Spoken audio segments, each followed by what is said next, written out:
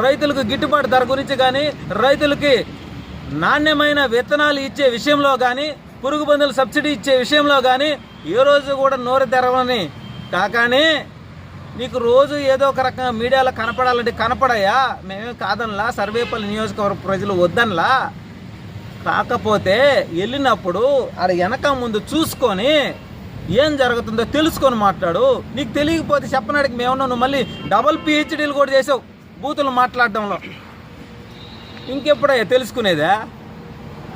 మేము ఒకటే తెలియజేస్తా ఉన్నాం, కూటమి ప్రభుత్వం ప్రజాప్రభుత్వం ఆనాటి వైసీపీ ప్రభుత్వం లాగా నిరంకుశత్వ పరిపాలన కొనసాగదు. ఇక్కడ ప్రజలకు ఏ ఇబ్బంది ఉన్నా ప్రజానాయకులుగా, ప్రజాప్రతినిధులుగా, ఎమ్మెల్యేలు, మంత్రులు అందరూ కూడా మాట్లాడతారు, చర్చిస్తారు. దానిపైన ఆ శాఖల మంత్రులందరూ కూడా తెలియజేస్తారు. వాళ్ళ ద్వారా ఏదైనా నిధులు తీసుకొని వచ్చి ఆదుకునేదానికి, రాష్ట్రాన్ని అభివృద్ధి చేసుకునేదానికి, నియోజకవర్గాల అభివృద్ధికి ఉపయోగిస్తారు.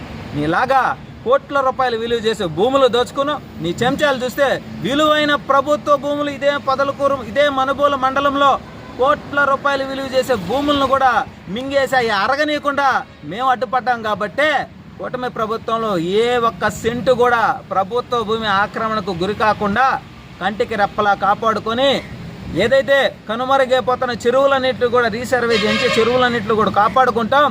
రాబోయే రోజులు తాగునీరు, సాగునీరుకి ఇబ్బంది లేకుండా రైతులను కాపాడుకుంటాం, యువతను కాపాడుకుంటాం, రాష్ట్ర ప్రజలను కాపాడుకుంటాం. గోవర్ధన్ రెడ్డి మీకైతే చేతగాల, మాకైతే చేతొచ్చు. కాబట్టి మేము సవ్యంగా ఎక్కడా కూడా ఇబ్బందులు లేకుండా పోలీస్ స్టేషన్ మా ఆధీనంలో పెట్టుకోకుండా పరిపాలన కొనసాగిస్తుంది కూటమి ప్రభుత్వం. ఇకనైనా తెలుసుకో, బురద చల్లడం కాదు, నోరుంది కదా అని చెప్పి బూతులు మాట్లాడడం కాదు.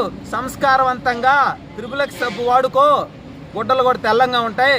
అదేవిధంగా అదే సబ్బు లాంటి పేస్ట్ కూడా వాడుకో, నోరు స్మెల్ లేకుండా ఉంటుంది. ఇంతకంటే నీకు చెప్పలేము, చెప్పినా నీకు అర్థం కాదు. నీకు మళ్ళీ ఇంకొక డిగ్రీ కూడా మేము ఇచ్చేదానికి సిద్ధంగా ఉన్నాం. కావాలంటే నువ్వు రాత్రి బడిలో కూర్చో,